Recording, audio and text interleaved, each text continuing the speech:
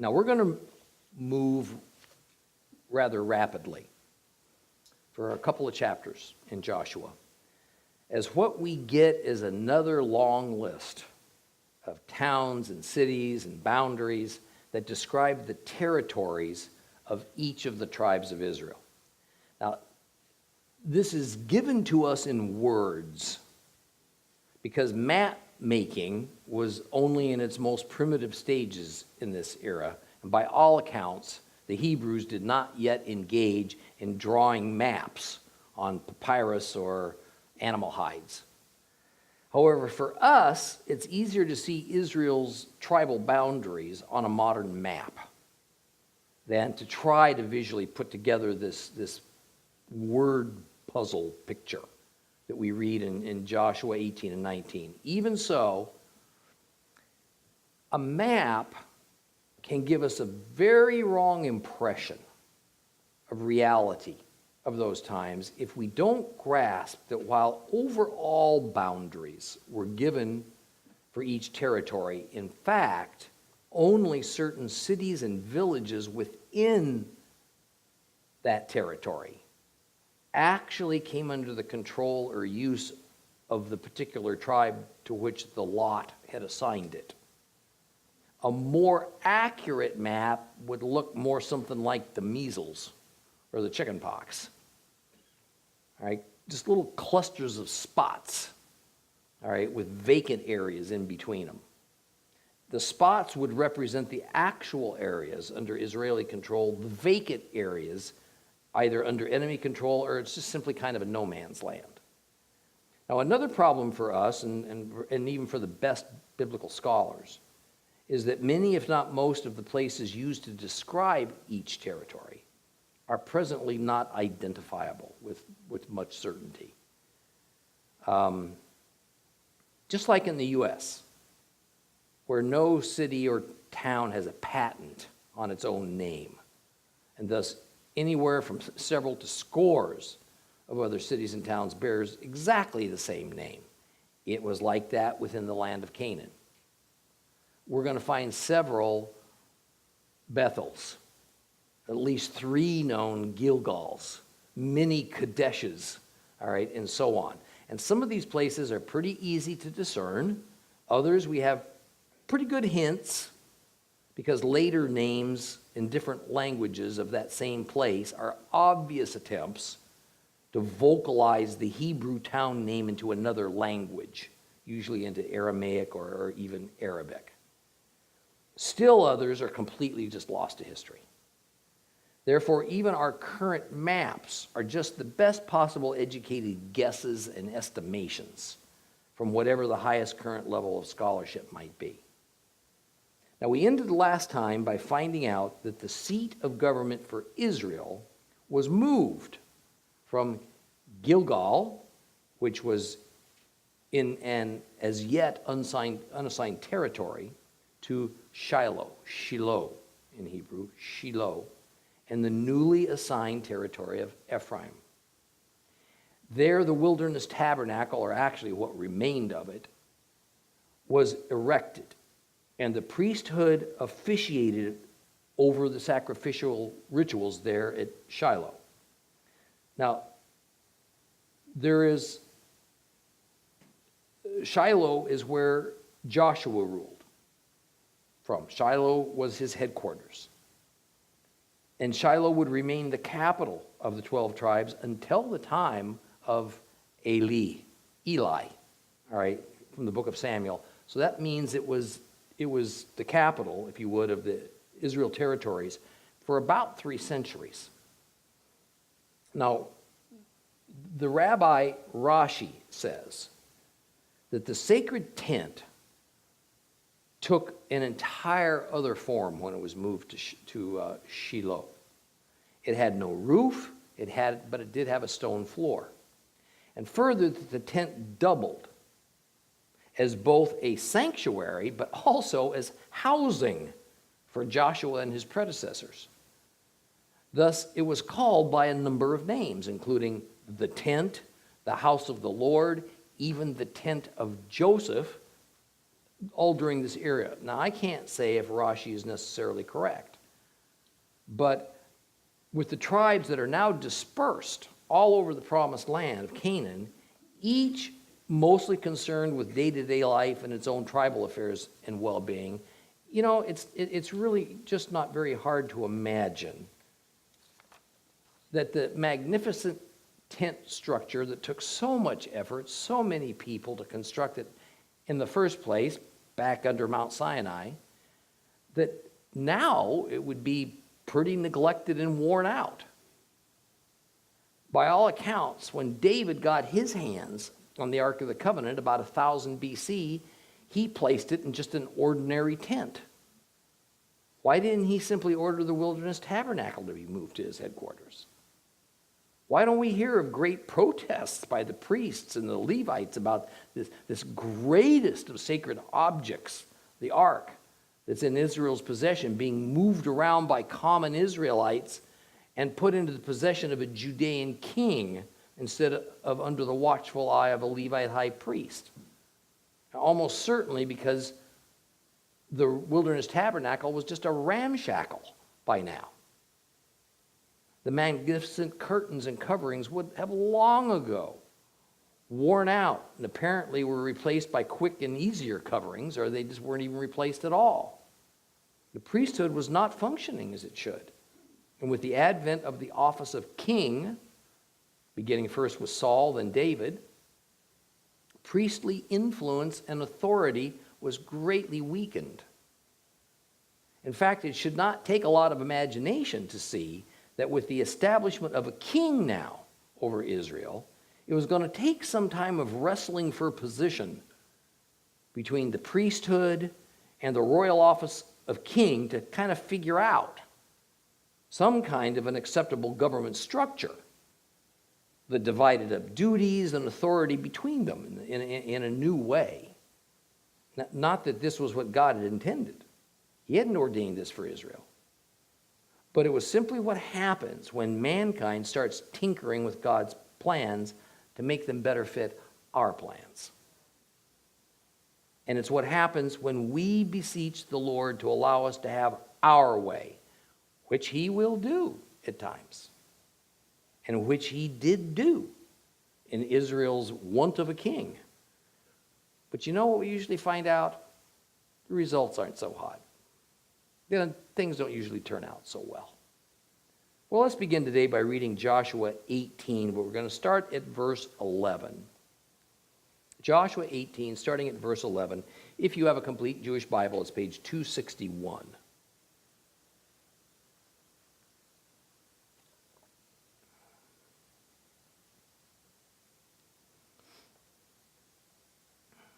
The lot for the tribe of the descendants of Benjamin, came up according to their families. The border of their territory was chosen by lot, and it was between the descendants of Judah and the descendants of Joseph. On the north side, the border began at the Jordan. It went up alongside Jericho on the north, continued up through the hills westward, arrived at the Beit Aven desert. And from there, the border passed on to Luz, to the south side of Luz, that is Beit El. And then the border went down to Atrot Adar by the hill on the south side of the lower Beit Horon. The border was delineated as turning at the western corner and heading southward from the hill located in front of Beit Horon on the south. It ended at Kiryat Baal, that is Kiryat Yearim, a city belonging to the descendants of Judah. This was the west side. On the south, the border extended westward from the most distant part of Kiryat Yearim, going out to the source of the Nephtoch spring.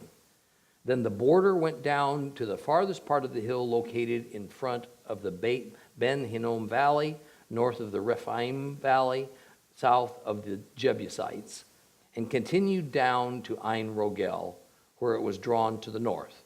Then it went on to Ein Shemesh, continued to Gliot, which is across from Ma'ale Adumim, and then went down to the stone of Bohan, the son of Reuben, passed alongside the Arabah, heading north, went down to the Arabah. Then the border passed alongside Beit Hoglah, heading north, and the border ended at the north bay of the Dead Sea and the south end of the Jordan.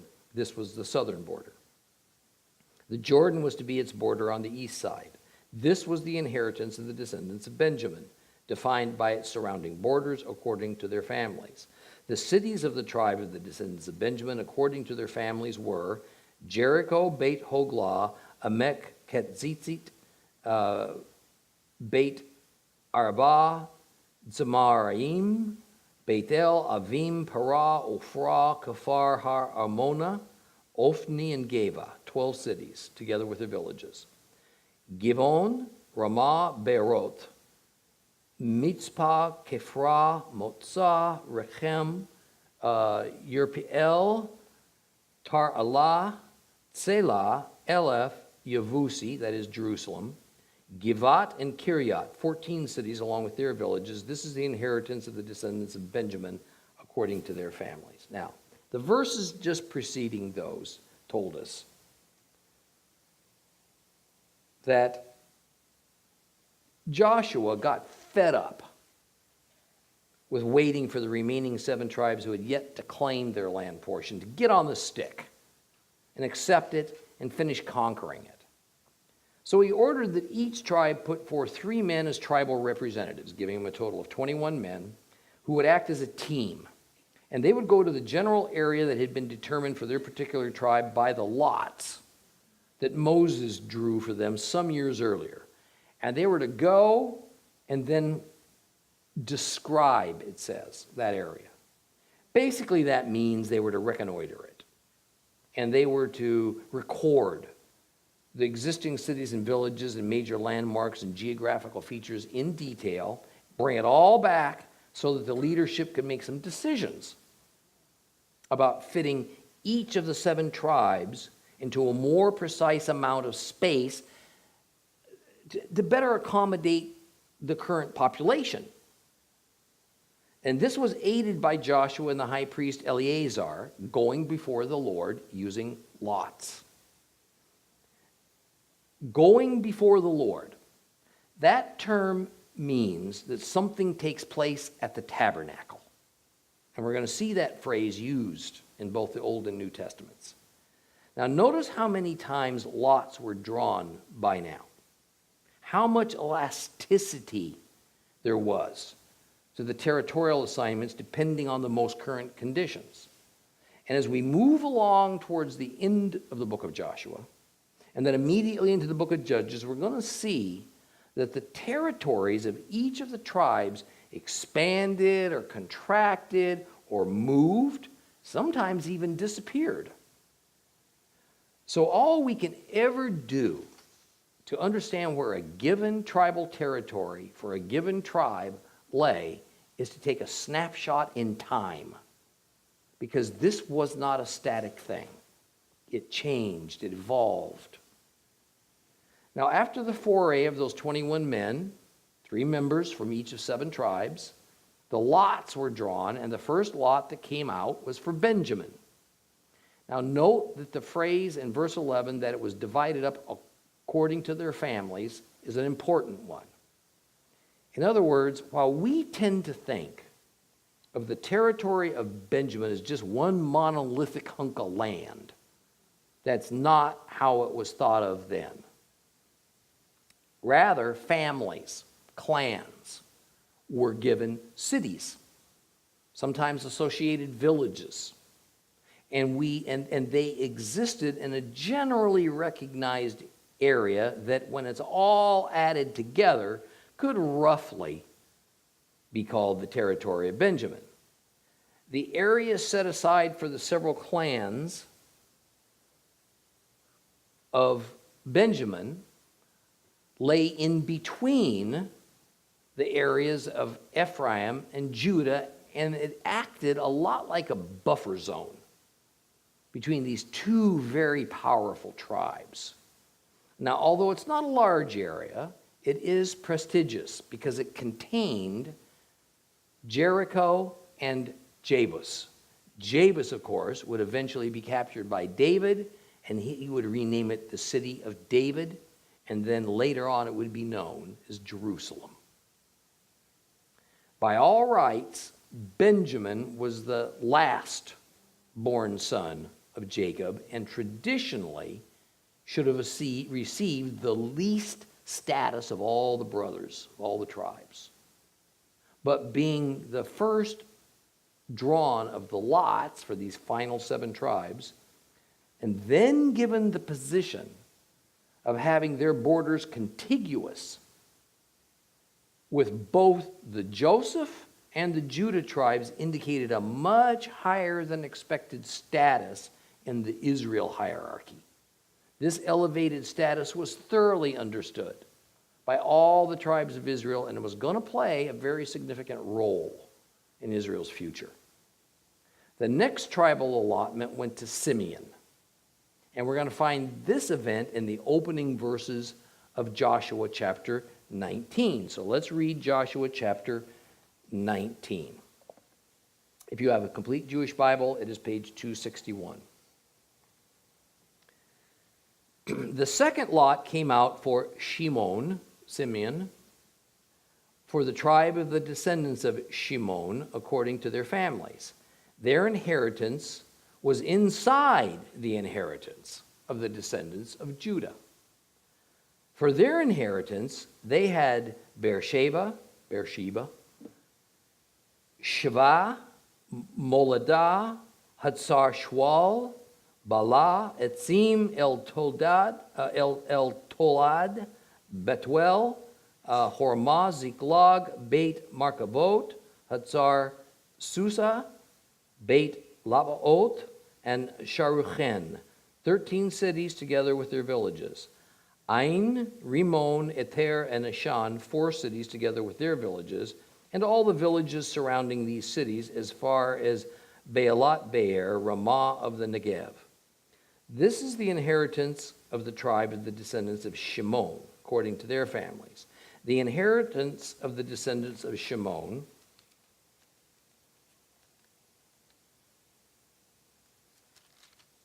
was taken out of the allotment for the descendants of Judah, because the portion given to the descendants of Judah was too much for them. So the descendants of Shimon had an inheritance inside the descendants of Judah. Now the third lot came up for the descendants of Zebulun, according to their families. And the border of their inheritance began at Sarid.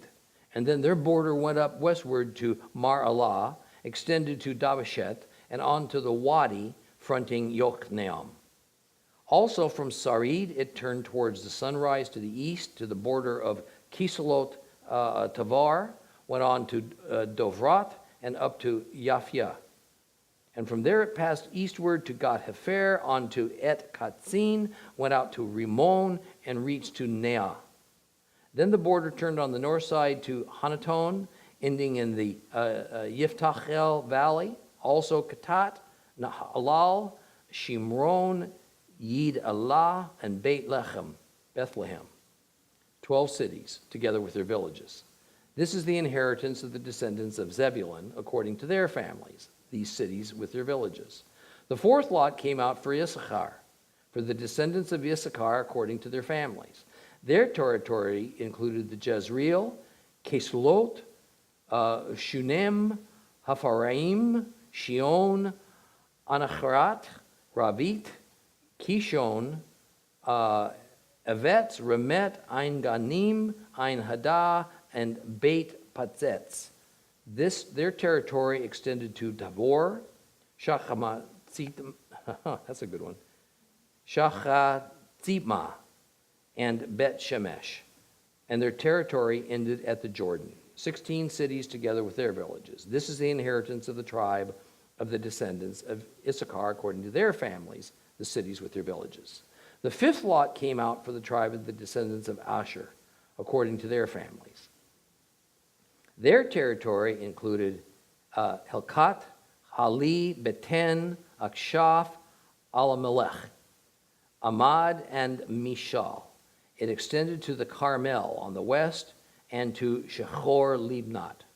The border turned eastward to Beit Dagon, reached to Zebulun, and the Yiftachel Valley on its north, then Beit Emech, And Neiel went out to Kavul on the left, then Evron, Rehov, Haman, Cana, and on to the greater Sidon. The border turned towards Ramah and the fortified city of Zor.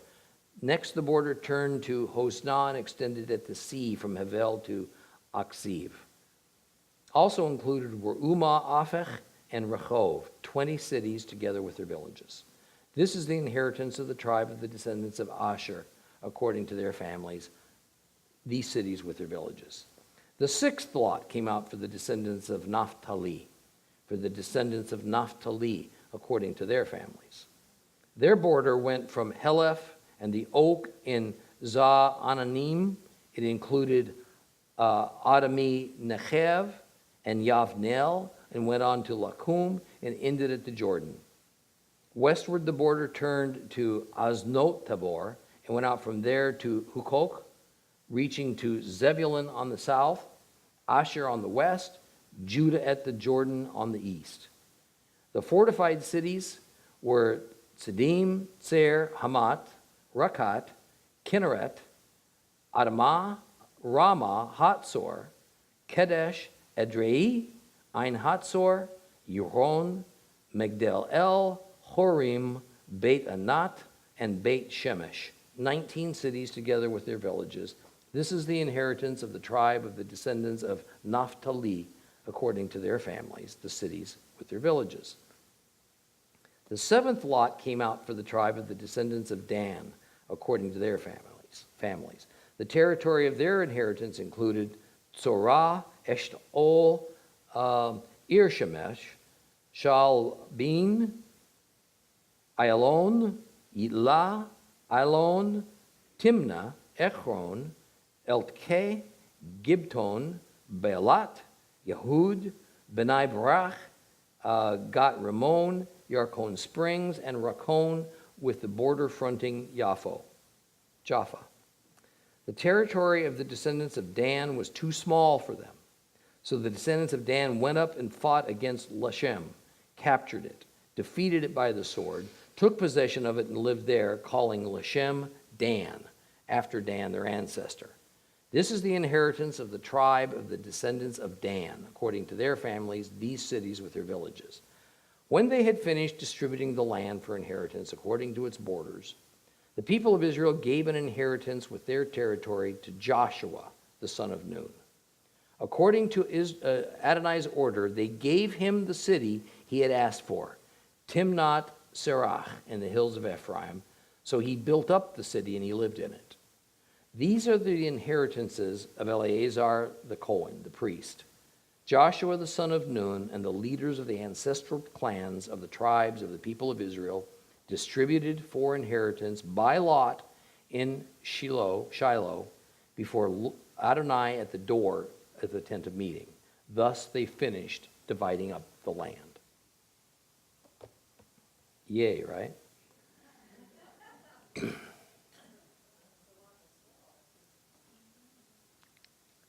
going to be a test on this, okay?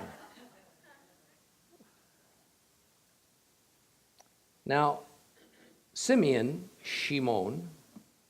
is a very interesting case, I think. They were given territory within the territory of Judah. Now, while Judah would certainly have been unhappy with giving up some of its territory to Simeon, in reality, this was more of a slap in the face to Simeon. That's how it was meant. Surrounded completely by Judah, put Shimon, in a totally dependent situation. Essentially, this was the fulfillment of a curse that was pronounced upon Simeon by his own father, Jacob. Turn your Bibles to Genesis chapter 49. Genesis chapter 49. If you have a complete Jewish Bible, it is on page 56. Genesis chapter 49. We're just going to read the first 7 verses for you to recall this.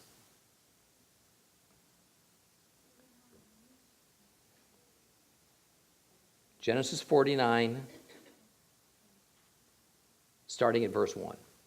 Then Yaakov, Jacob, called for his sons, and he said, gather yourselves together, and I will tell you what will happen to you in the Achirit Hayamim, the world to come. Assemble yourselves and listen, sons of Jacob. Pay attention to Israel, your father.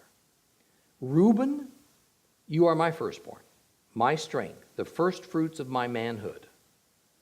Though superior in vigor and power, you are unstable as water. So your superiority will end, because you climbed into your father's bed and defiled it. He climbed onto my concubine's couch. Shimon, Simeon, and Levi are brothers, related by weapons of violence. Let me not enter their council. Let my honor not be connected with their people. For in their anger they killed men. At their whim they maimed cattle. Cursed be their anger, for it's been fierce. Their fury, it's been cruel. I will divide them in Jacob. I will scatter them in Israel. Here we see that Levi and Shimon, Levi and Simeon, as we usually say, were lumped together. They were given essentially the same cursed future. They would be divided and scattered within the promised land. Yet the way this came about for those two tribes was quite different. Levi went on to become the most prestigious tribe, the priestly tribe. In fact, they were elevated in such a way that they were not even to be considered a tribe of Israel any longer. They were actually separated, divided away. They would be set apart. Some might even say set above for full-time service to Jehovah on Israel's behalf. Interestingly, the scattering prophecy for Levi was fulfilled in that they received 48 cities, along with a meager amount of pasture land immediately outside each of those cities. And these 48 cities were not close together. They weren't connected in such a way as to form a territory of Levi. Rather, they were dispersed all over Israel, all over the Promised Land, among all the tribal territories. And while the cities were technically owned by the Levites, in another sense, they were only permitted to live there and control that particular city at the consent of the local tribe. Now, Simeon, on the other hand, was not scattered in the same way. At first glance, there appears to be no scattering at all, but notice something about the description of the area they were given. There's no described borders to it. No borders are described for Simeon. Rather, there's just a list of cities and villages given to them. Remember about the measles and the chicken pox? Okay.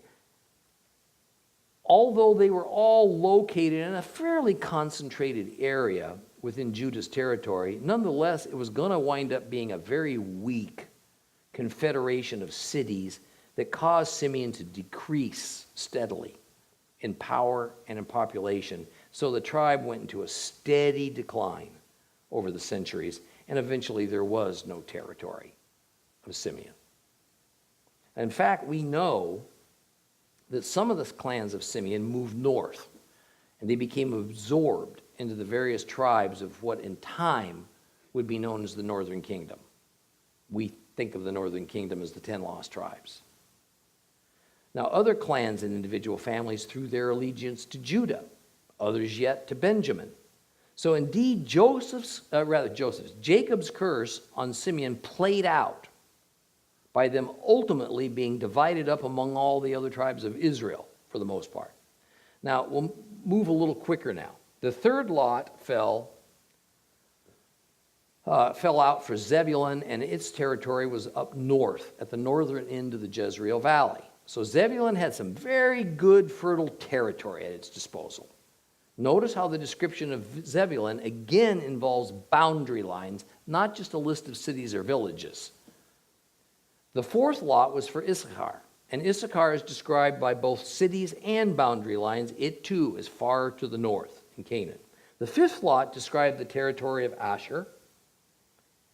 Notice verse 31 that is common to each of the pronouncements of each of the tribal territories, that the territory was given according to families, as opposed to just being given over to the tribal prince to own, and then allow the families to use it as his pleasure. The clans and the families all belong to a tribe, but the tribal leader is not a king, who by definition owns everything in the land over which he reigns. It's not how it worked. Therefore, the city or the village given to a clan is owned by that clan and is not but a temporary assignment that their tribal chief can invalidate at his will. Now, Asher received some strategically important and valuable territory because it included the Mediterranean seacoast. So it afforded them an opportunity to build ports and engage in the accompanying trade business. Of course, there was one little problem. Joshua had conquered none of the seacoast. So it was going to be up to Asher to figure out how to take it away from its current inhabitants. Naphtali received the sixth lot,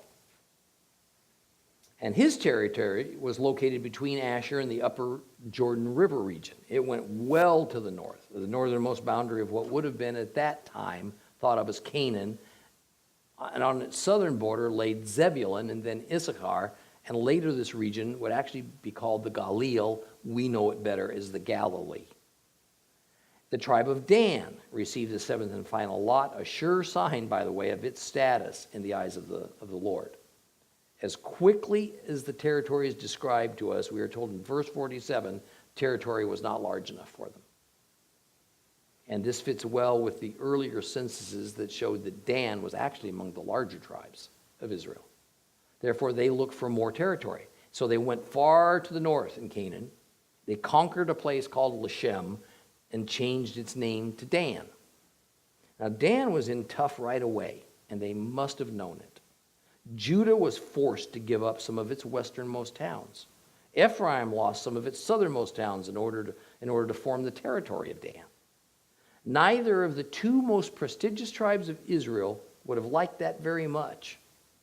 And worse, the major unspoken for area that Dan was given was the central and southern Mediterranean seacoast, and the problem with that is it was currently occupied by the fierce, formidable, and technically advanced sea peoples that are later on called the Philistines.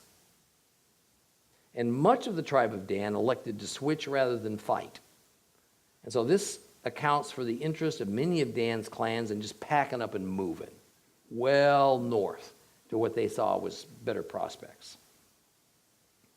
Well, the capturing of the northern city of Lashem probably seemed like a great accomplishment for Dan, but it turned out to be a pretty slippery slope. Pagans surrounded them, and Dan quickly adopted their ways. The northern city and territory of Dan became a center of Israelite idolatry, and even calf worship was mixed in with the worship of the God of Israel. Now, you can visit that area, by the way, to this day. Beautiful spot. Gorgeous up there. And see the capital city of Dan. Still there. But you can also see the paganism. And it's really a sad thing. Thus, we'll see mention of Dan in the Bible reduced to near nothing over time, except when it involved invoking a curse. And Dan won't re-enter Israel's wonderful prophetic future until late in the prophetic process. Well, in verse 49, Joshua finally receives his reward of an inheritance of land within the tribal boundaries of Ephraim. Why Ephraim? When Joshua has been the head of all Israel for many years? Because he's from the tribe of Ephraim and represents a powerful Ephraimite clan. And these tribal and clan links are deeply ingrained in Hebrew society. Now, it's noteworthy that the section of the book of Joshua concerning the dividing up of the promised land begins with one of the two scouts, Caleb, that came back with that good report about the land of Canaan while Israel, remember, while they were still out in the wilderness. So he got the first inheritance of land that was given within the promised land. And the section ends with the other scout, who's Joshua himself, getting his inheritance, but only after all the other tribes have received theirs. Now, there's a couple of important principles being demonstrated in this entire arrangement. And first and most important is that God completed exactly what he said he'd do. And what he'd do is give Israel a land of its own. Second of all is that Joshua did all that the Lord commanded of him. Joshua was obedient. He was a model leader for Israel to follow in the future. The verses on this subject were written in such a way as to neither glorify the land given to Joshua as special or as the best of all the promised land, nor was it to glorify the leader of Israel, Joshua. Rather, it was to draw attention to the holy God of Israel, who always keeps his word. Even though centuries may pass when it seems like God must have changed his mind, when earthly circumstances appear to have passed by any hope that what God said he'd do, that even makes any sense in the present reality. Although men have given up and fallen away from God, what he said would happen will happen. Always. But what else is called for is repentance and renewal within both the Jewish and Christian communities, to abandon doctrines that were long ago established under the premise that God has forgotten his promises, or perhaps has changed his mind. Put plainly, men have decided that God is either not faithful or not able to do what he said he'd do. I mean, how much we read, particularly the Older Testament of the Bible, and sometimes we shake our heads in disgust at those faithless Israelites who committed idolatry, who joined themselves with the world, who mixed a little of this and a whole lot of that to form a religion that's not very recognizable from a scriptural viewpoint, and who abandoned the principles of God in favor of some new and more comfortable humanistic philosophies. Yet in most respects, has the church done that much better? And I've often said that the Judaism of Christ's era and the Christianity of our era look like two rails of a train track. I mean, they're separated by doctrines, but they follow exactly the same path, starting and ending at the same places. Where they began was purity. Where we've ended up is pollution. See, here's the thing. Here's the thing that we must see for our time. A large segment of our Jewish and Gentile brothers and sisters in the faith believe it is time to solve the Middle Eastern and Israel problem by doing the one thing that God says must not be done. Give up the land that he set apart for his people. Land that we are watching Joshua's people fight for. And it should be given up to people who have no spiritual right to it. Many Jews and Christians see things as so radically changed from the time when the scriptures were written that they think that certainly we would be ignorant bumpkins to still believe that its instructions and prophecies remain valid in the 21st century. And one of the reasons they believe this is because with all their hearts, they are certain that with the birth of Christ, the Lord threw the Bible away and wrote a new one that we call the New Testament. I'm encouraged that you who are listening to this either already understand that no such thing took place, or at least are reconsidering this long-held but erroneous belief. let us determine together to return to our faith roots as best we can, with the direction and power of the Lord as our compass and our sail, even if it means that our friends and families pull away from us because we're not following the crowd. As I've said to many folks, I want you to really think hard about this. If the Lord can throw his promises away in past times, why won't he do it again in the future? But I'm not concerned about it, because he didn't throw away his promises, and he won't ever. Well, let's move on now to Joshua chapter 20, which we'll read next week. But before we do that, I want you to get the gist of this chapter.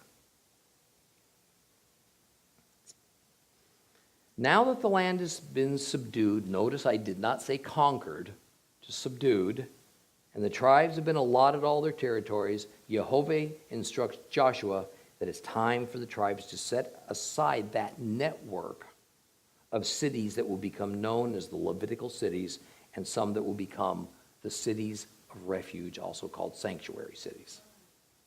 There were going to be 48 cities set aside for the Levites to live in.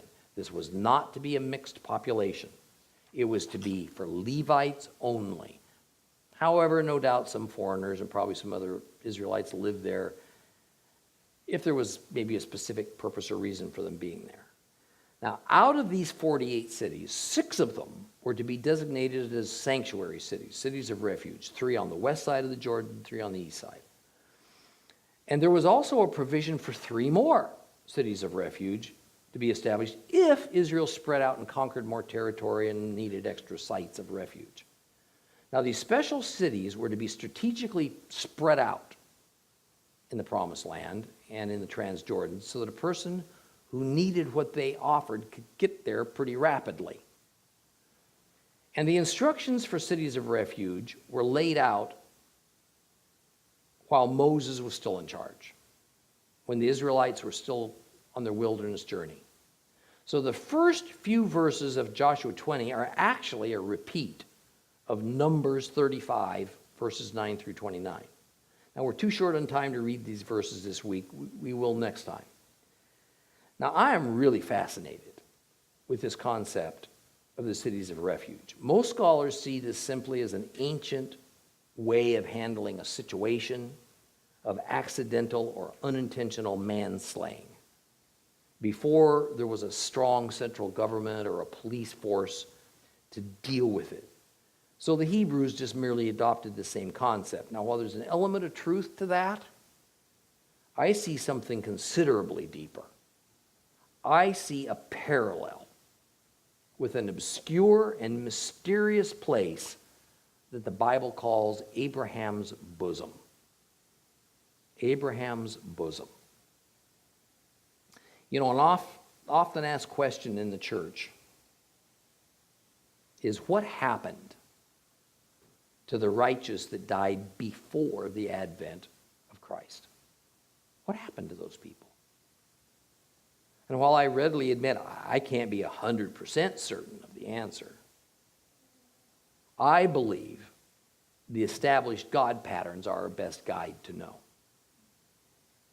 It was much the same then as happens today, but with a noticeable difference: the advent of Yeshua. When a person dies today, their spirit or their soul is released from its corpse and immediately goes to one of 2 places, heaven or hell.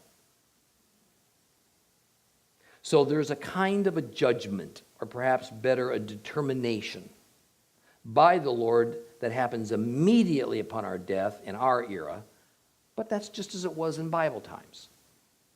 Before Christ died for our sins, the names for these 2 places, as they appear in Hebrew literature, translate to Abraham's bosom and the place of torments. Abraham's bosom was the place for the righteous dead. The place of torments was the place for those who died in their sins without righteousness.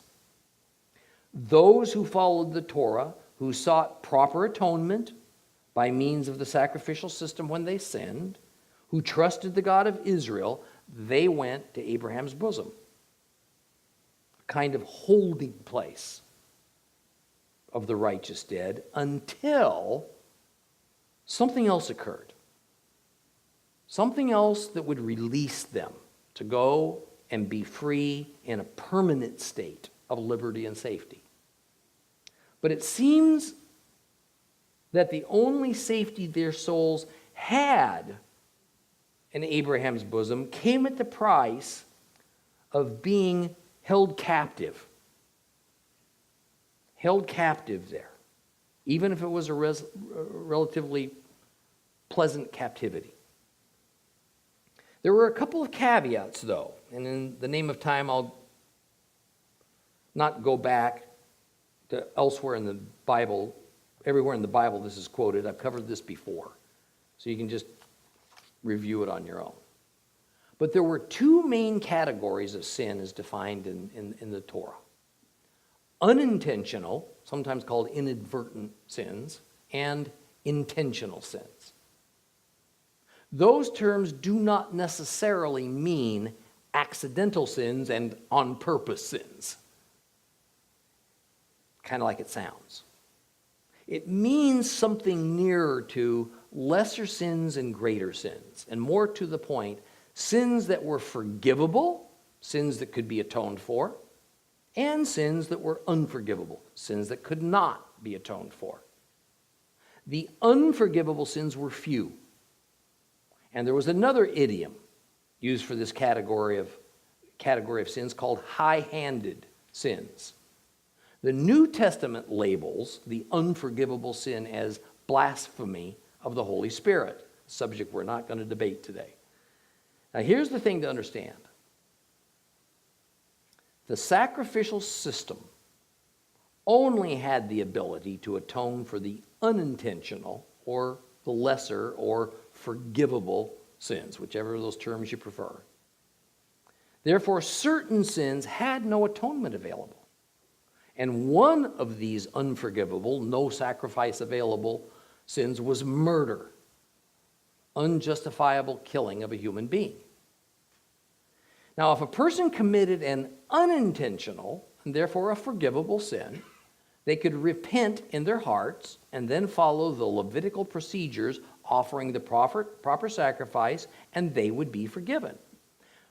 When they died sometime later, then they were held righteous in God's eyes.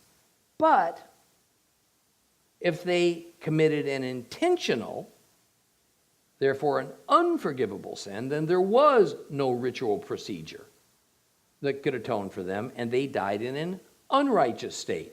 So the spirit and the soul of the former went to Abraham's bosom, of the latter went to the place of torments. Now, when Christ died, we're told in Ephesians chapter 4 that he went up. But before he went up, he went down.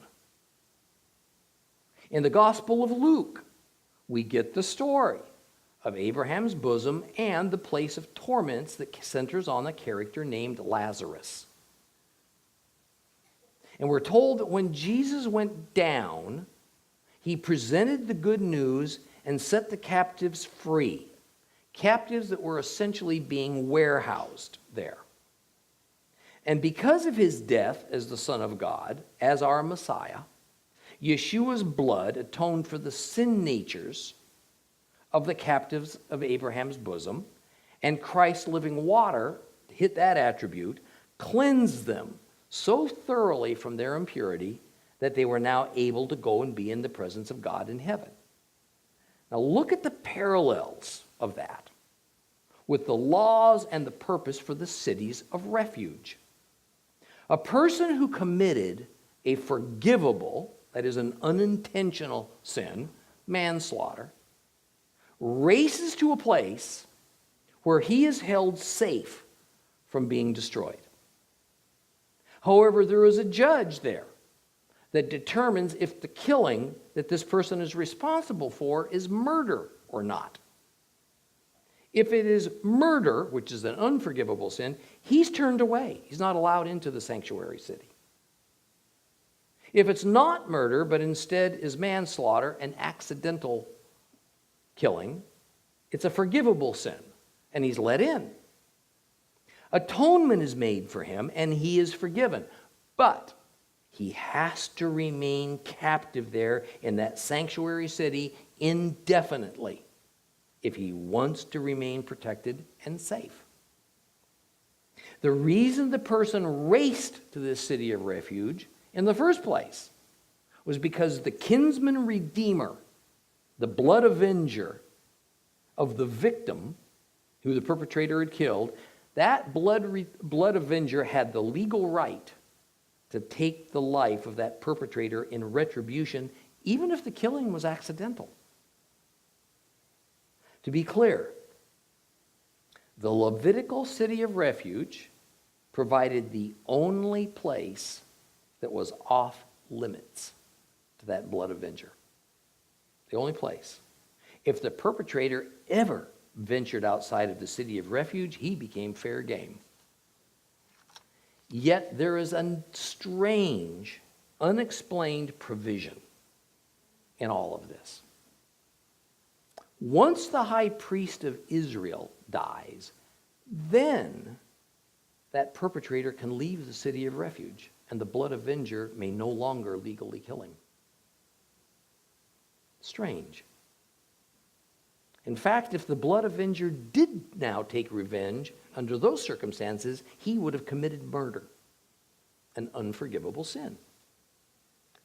Well, what does the high priest dying have to do with anything? Why is the perpetrator of manslaughter let off the hook? Because the high priest passes away. There's been lots of commentary among the Hebrew sages and rabbis about this subject. And while there's no universal agreement, there's rarely much agreement on anything among all the rabbis and sages, the majority would agree that there is some mysterious, unspoken kind of atonement that happens as a result of the high priest's death, as illogical and undefined as it may seem. Now, let's compare this, all about the cities of sanctuary, the high priest's death, and so on, to Abraham's bosom and to Yeshua. A man commits forgivable sins, and at death, his soul races to the safety of Abraham's bosom. He is more or less a prisoner there until something or someone releases him to complete safety and full forgiveness where the victim's blood avenger can't destroy him. It was later in biblical times that the concept of Abraham's bosom was developed. And in those days, they really didn't know what that release mechanism was that freed the captives from Abraham's bosom. But we do now. Yeshua is called our high priest. And when our high priest died on the cross, one of the first things he did, we're told in Ephesians 4, is he went down to Abraham's bosom and told the captives they're no longer prisoners in that place of refuge. They were no longer captives in an intermediate place. They could now go home. They could go to heaven, as it turns out, without fear of retribution from the blood avenger. The cities of refuge, you see, were a picture and a physical demonstration of the spiritual principle of Abraham's bosom and of Messiah and of heaven. And it shows that if we die in our unrighteousness, well, then we're already judged. It shows that if we die in our unrighteousness, we're already judged. It's over. The evil one has been given permission to possess those who sin, except for those who sin and seek atonement in the Lord. But it took the death of our high priest to make the ultimate safe destination open to mankind. There was a kind of righteousness that these saints of old, pre-Christ, pre-Yeshua, held, that came from their trusting and obedience to God's laws. But of itself, it was not sufficient to allow them to stand before God in his heavenly realm. It took another kind of righteousness, a much higher, a humanly unachievable kind of righteousness, Yeshua's righteousness, for that to occur.